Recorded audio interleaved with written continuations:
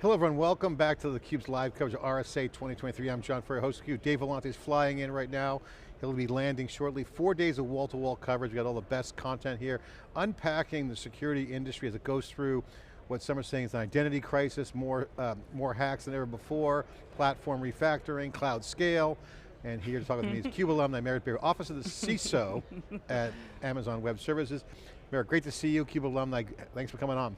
Thank you for having me. You know, you can't use the word identity crisis as not a term of art when you're at a security conference, Dave.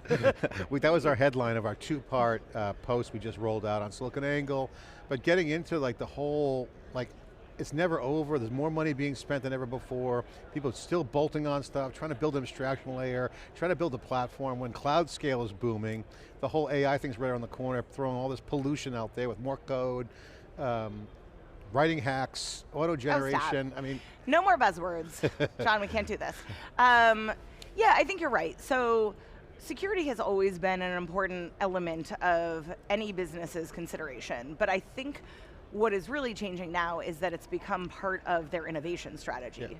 Like it has to be part of what you are producing. Your downstream consumer cares about it, your end users, but so does the reliance of the business. And so if you want to do anything at scale, you have to be talking cloud. There's only automation that enables that kind of portability, modularity in your code, but also the ability to vend environments, the ability to do this kind of infrastructure as code and then security as code. That's the way to scale. Before we get into show topics, I want to ask you to explain what you do. You have the security, you have the security Yes. show, you have the security show, which is a live show you do with all the industry partners, but also you have a unique role at AWS. Explain what your job is day to day. Yeah, it is a unique role.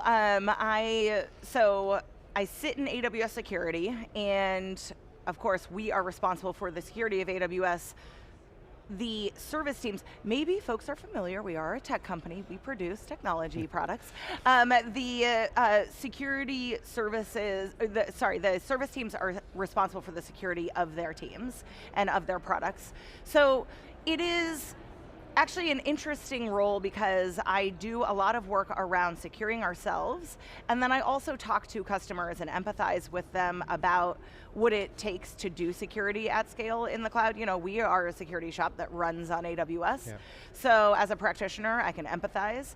But a lot of times those conversations revolve around how they can emulate some of the behaviors that we have learned over time, doing security at scale at the level that, you know, very few, if any, enterprises really even tolerate, you know, when we're talking about the types of scalability and freedom that we want to afford. I remember, the scale's huge, I want to get into that. I remember talking to Steve Schmidt, I think 2015, 14, and at that time all the traditional security, oh, Amazon's not secure, and he was like adamant, look, we are more secure.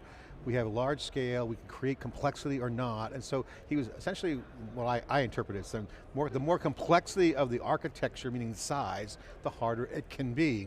And I'll never forget that, because now when you look at cloud, it's more secure now than on-premise, and people are acknowledging that. Why is that the case, and why is the cloud going to be a way to provide security via some point solution? Is it because it's not integrated, it's more system-oriented? What's your opinion on this? There are so many ways in which cloud is an enabler, and I think security is one of those. Like, don't get me wrong, I would love for enterprises and entities to move to the cloud because of security. I think there are real reasons there, including the fact that, you know, we take things off folks' plates like our custom hardware, the Nitro ecosystem, that allows for folks to just take an entire category of risks off because we've developed it. But even aside from that, I actually think the reason that most customers move to the cloud is for that innovation stream. It's for the ease and flexibility and the freedom to let their developers run, to produce more, to be more resilient, to, you know, have more and do more over time. That being said, no one would do anything if they didn't believe it could be secure. And so I think, as we talk about cloud, the beauty is that you don't have to have like John over here babysitting your VMs. We do a lot of this, and as you get further up in the managed services, we do more and more, right? So Lambda is a beautiful thing. The best patching is the patching you don't have to do. And the best, you know, security insights are the ones that you're getting vended to you, then you can take action on. So things like guard duty. And we just extended Lambda protection for guard duty last week. So like, we're getting more and more customer-centric around simplifying that story, but just as a basic proposition, cloud takes a whole category of risks off your table, and we do investments that no individual customer would do for themselves. Let me ask you two questions, a two-part question. What's the coolest thing you're working on right now, and what's the coolest partner thing that's happening in the ecosystem? Interesting. So one of the cool things that I get to do is work with our perimeter protection team. So as you know, DDoS is just a giant category, distributed denial service is a giant category of attack vector, anything that's connected to the internet, right? And everything is connected to the internet. So I work with them a bit. We have a network of sensors that we leave deliberately unpatched to watch bad actors and see what they do. And we then derive our managed rule sets for things like WAF, Web Application Firewall, and other things. From that, we use it to protect ourselves, and we also vend it to customers as these managed rule sets. So again, it's like this organic way in which we are uniquely positioned to see what bad actors are doing, to then take notes, and then sort of form this alliance. I think of this as like the Marvel of the good guy world. Exactly. Because don't worry, the bad guys are already out there talking to each other. Multiple superhero ransomware as a service, like you don't even have to be good these days. You know what I mean? You can just buy it. But we now are aligning our forces and from where we can see it, and of course we never look at customer content, we are looking at behavioral insights around domains and those kinds of things, and then we're able, like, as I sometimes say, don't do it in our backyard. Yeah, and you got machine learning to help out too. You got all kinds of software to kind of look at the pattern, scale that out. Exactly, we do. We have an entire network, and we have some of the largest nodes of those kinds of predictive technologies which are looking over time. It's rad, and meanwhile, we can tolerate the kinds of attacks that they want to do, which is rare. Like only someone like us can get into Clash of the Titans and consistently win. It is Marvel. It is very Marvel-like. I love that. I love that example because it literally is so many different kinds of superheroes involved and bad guys. Later. I mean, like it's not. So there's the bad guys and good guys. There are personalities, And it's the scale too. Is if they can take you down. If I'm a hacker, I'm sure they're targeting Amazon. It's got to be the target. Sure, I mean, but we also care deeply about making sure that our customers are able to tolerate / resist and prevent. There's this mix of protective, detective, and responsive security mechanisms that we are affording folks. So you want to, protective meaning like you put your shields up, detective meaning you're logging and monitoring and you're able to do, like your forensics in the cloud or your log dives. You're not going to get into the host, that's on our side. And then your remediative controls where you're doing these automations under the hood, which are Lambdas. You asked about partners. I forget what your specific question was. Can you remind me? What's the coolest thing that they're working on? Because obviously you have the Amazon thing, which is its own thing that's probably great to get deep dive in. It's the ultimate rabbit hole, as I always say, but customers are also on top of the super cloud Amazon. They have software, they're going to run with you. You have to enable them to be tied in. You mentioned guard duty, other things. What are the partners doing that are cool? Yes, turn on guard duty, put MFA on. My public service announcement. So partners are doing a lot of interesting stuff, and we have always had the opinionated view that there is a role for partners in this ecosystem. The best thing is what is right for the customer. So they should have an open world.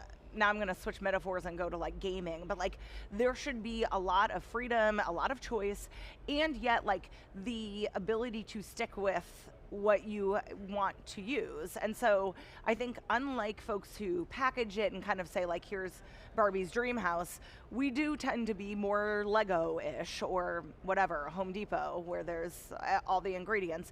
And we know that then partners will help folks cobble those together to make a blueprint, to make a house, to make a whatever, side cottage out back. But there's a lot of good work that partners are doing in CNAP, Cloud Native Posture Management, in the kinds of MSSP work, like where they're actually managing your controls. We obviously have a shop called ProServe that will also help do this if folks want to have more opinionated folks at the keyboard. You know, like there's a lot of really interesting plays, and of course, anytime customers, and I'm empathetic with this, are in multi-environment, whether it's hybrid or on-prem and cloud, you know, there's going to be partner roles for the way that they will integrate their security story, and they can pipe that into Security Hub. I noticed you're wearing your crypto shirt, but your hair is covering up the logo. That says here, yeah. Amazon Cryptography. You were talking before you came on camera how that's a cool group. You got the shirt. Encryption's huge. I mean, cryptography, not the real crypto, not the crypto as the shitcoin market that everyone knows failed, but the real cryptography is about keys, hence the key. How important that's going to be? Technology, no latency problems anymore, it's all good. What's the update there? What's the cool story with cryptography? So honestly, I think folks don't realize that cryptography underpins a lot of what we think about as just run-of-the-mill security. For example, we get 500 million requests per second at AWS from our customers, all of which need to not only have keys, but policies propagated. And so we actually rolled our own crypto protocols to be able to do that. Meanwhile, I mean, which is a whole story that Eric Brandwein spent an hour on and that is worth digging into, but it is not anything to sniff at. Like no one, the reason that we did that is that existing cryptography protocols didn't tolerate the scale that we needed at the speed that we needed. And what really is interesting is we're also investing in how to resolve math now that we are, as you mentioned, like cloud is this enabler and we're able to offload some security issues. Well, now we're able to reason about them because we're not just worried about whether the VM is plugged in. We get to do infrastructure as code. We get to do security as code. We have a group called the Automated Reasoning Group that is doing mathematical proofs around how secure it can be, and we use it on our side to prove that our cryptos or our boot code or other important elements are correct. And then we use it on the customer side to reason about permissioning, for example, in Access Analyzer or Network Analyzer, and in Inspector to prove network reachability. So without sending a single packet over the network, we can tell you whether you have an internet-facing endpoint or not. And that's because we have infrastructure as code, we can reason about those. So yeah, I love, KMS is just a thing of beauty, our key management system where you just hit a button and it works. You know, like these were really clunky old world problems until we invested really deeply. And Wicker, one of our recent acquisitions, is also solving the consumer/enterprise problem of whether something is really end-to-end encrypted or not, because a lot of times that term gets thrown around too loosely. And also the older systems can get modernized, but also faster. They got to be at high speeds, low latency, at scale. Not an easy thing. Right. Yeah. You know, Jeff Bezos gave like an API mandate that everything has to be at API speed, literally, and that security can never take a back seat. And so in order to do that, we had to take a new and simple and elegant approach, but that takes investment, it takes work, and I have I'm a total crypto fangirl because it's part of the underpinning of what I think of as the reason I got into security, which is because walking through the world, you care about how your human and kind of ephemeral existence is being taken care of. And protected. Exactly, and cryptography is an essential element of not just getting stuff done, but being able to do it in a responsible way. Awesome, well, great job. You have an amazing job. You got some news I want to get to real quick. You mentioned you guys announced the free MFA Key Program. What is that and how's that going? Yeah, so as folks know, you know, MFA, multi-factor authentication, is one of the sort of baseline beauties that we should all be embracing everywhere. And hardware MFA is the current industry standard.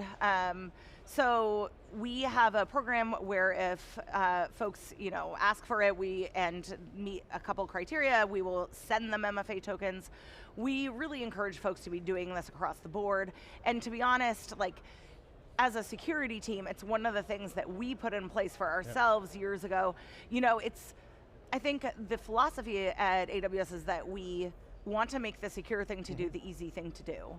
And to do that, you put some guardrails around, you force folks to take the paved roads, and then they have the freedom to play around within that, but in a responsible and secure way. And so the MFA program is one that can literally show up at your doorstep. It should be table stakes. It should be table stakes. I mean, that's like baseline. Yeah, right. I mean, it's such a obvious. Well, it's such an efficient use of security capital, if you will, or you know what I mean, like of if you're going to make folks do something, do this, and if you don't have the tokens, ask us. We'll give them to. Good, and it's a free program. So now Reinforce is coming up. We'll be there. Dave Lyle and I will be there with a small CUBE program. We'll be doing interviews and maybe getting the stories. That's coming up for Amazon. That's your show. This is the security show, kind of. This has turned into an industry trade show. It's pretty massive. You mean RSA? RSA and Reinforce coming together. What's the priorities around these shows this year? KubeCon was really much developer, software supply chain. We were talking about developer coding on data. As AI is becoming more relevant and still not yet secure, you see hallucinations. So you're seeing more developer first kind of thinking, like where they're driving action, they're driving the agenda. Here it still feels like, I won't say old school security, but it kind of feels like old school security. You know, the vendors are out there, hucking their wares. You're talking about more encryption, cloud natives talking about more platform, more automation, self-tuning.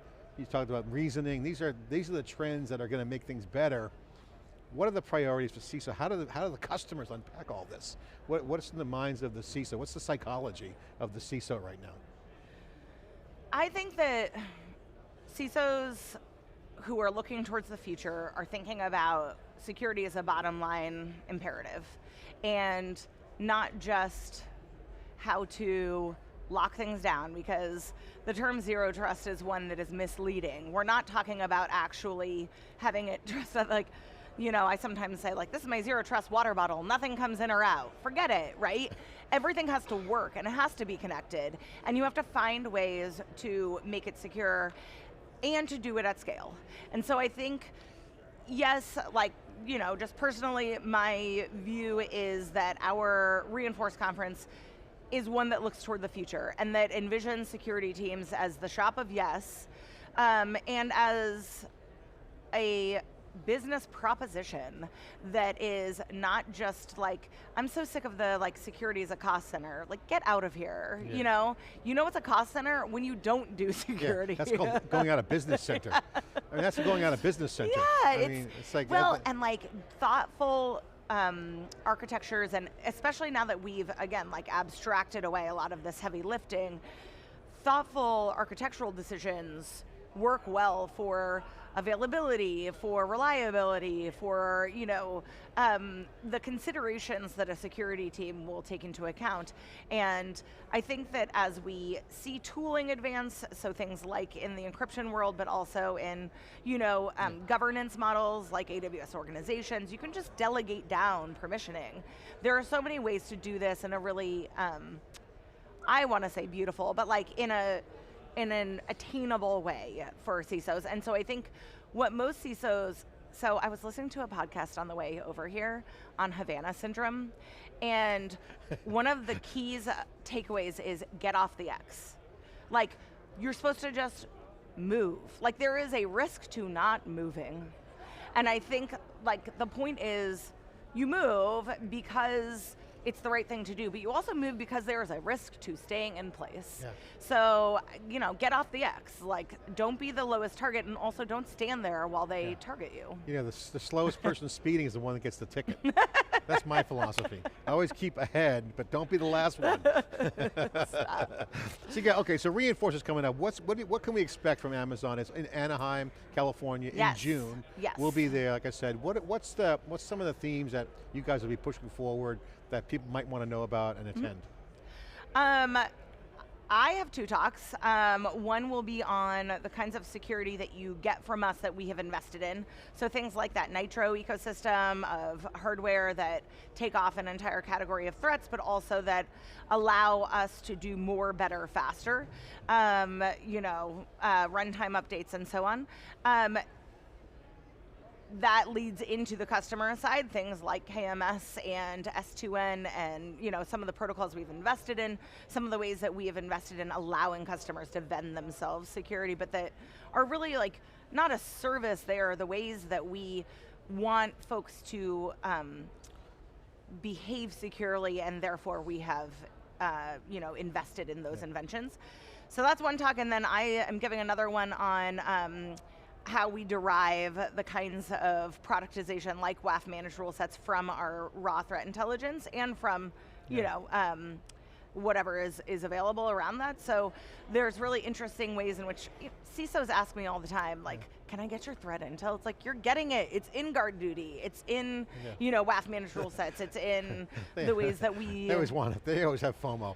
Yeah, there's a little bit of misconception as if we have this like trove, and it's like, no, we are giving it to you. We're integrating it. You know what I mean? Those indicators of compromise that we then put into You guys have a lot more to work with to actually get the data, whether that's through honeypotting or whatever, ways to lure in the bad guys and see patterns. We have a unique vantage point for sure, and I think that our commitment is that we will sort of raise the ecosystem both through, the rising tide with the boats, through both our customers inheriting some of that security that we give them, and through us doing it ourselves, being able to just be a player who contributes to that cleanup. Well, you guys have a lot to bring to the table, and it's just been such a great journey to watch the security get better. I remember the people saying, oh, there's no security in the cloud. Like that was like 13 years ago, right?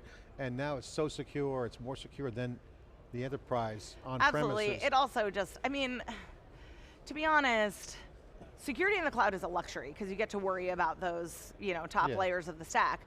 And there's so much managedness that you can avail yourself of in there, right? And a lot of the cool, I won't say AI buzzword, but a lot of stuff coming out of the automation is the boring stuff that people forget, the config, the S3 buckets, it's MFA, reminders, it's patches that are out there that haven't been put out there, so it's more applications. So a lot more in assistance. Computers are really good at certain things, like config rules triggers every time there is a configuration change, period. That's such a luxury, just having that authoritative visibility around drift, that was never a thing that you could get in those manual days. And so I think it's both a developer tool and a security tool, and done right, it's really powerful and thoughtful. Merritt, it's always great to have you on theCUBE. First of all, you're awesome, great to get all that information fire-hosed at me at once. My real question I want to ask you is, how is all this celebrityism going? How are you taking all that being a celebrity and all with your security show? It's such a hit. It's such how's that going? The news crews are outside my house. I'm an influencer. Yes, everyone who wants to follow me on Twitter for my toddler pictures and my dog. It's been really fun. I have a Twitch live show called Security Live that goes on monthly with partners and with security leaders. We're going to have live iterations at Reinforce too. Should be really fun. I really like it because we're able to break down some of the sales lingo and describe why folks should care, why this matters, what problem are we solving? Because ultimately, I am not in a sales role. You're unpacking, you're not selling, you guys having authentic discussion with the partners on issues that matter. Yep, exactly, and we're all, I guess we'll come back to the Marvel thing, like we're all in this together on some level, right? And I want folks to be informed, to feel empowered, and also to not operate out of fear, to operate out of a sense of possibility. All right, so my next question is the most important one, which is, who's your agent that we can sign you up for the CUBE host? Oh, because you want to come up and make sure you come out to the CUBE every year. Lisa Mayer from AWS PR, probably. You guys are doing great work. Love the show, love the work you're doing. It's huge important to get the stories out there, get the facts, share the best practices, unpack the core issues. Well, thank you. We work really hard, and it's a passion project. You know what I mean? This isn't, it is my job, but I also have what is probably an unhealthily passionate relationship. You're doing content, which is very tribal, community oriented, and you got the hardcore security work going on. Great stuff. Yeah, it's really the empathy between those worlds, right? It's like, what are folks building, including us, that we can make more secure? how do we do process and people, process, and technology as AWS security, and then how can I relate that out to customers and to the ecosystem that helps folks understand what we've learned. So I think that's always, please take whatever we can impart, because no one should have to learn it the hard way. Video's great. Merritt Baer, thanks for coming on. This is theCUBE coverage here. RSA 2023, I'm John Furrier, host of theCUBE. Dave Vellante's flying in. We're going to have wall-to-wall coverage, 4 days. And we're going to be here all week. Thanks for watching. We'll be right back.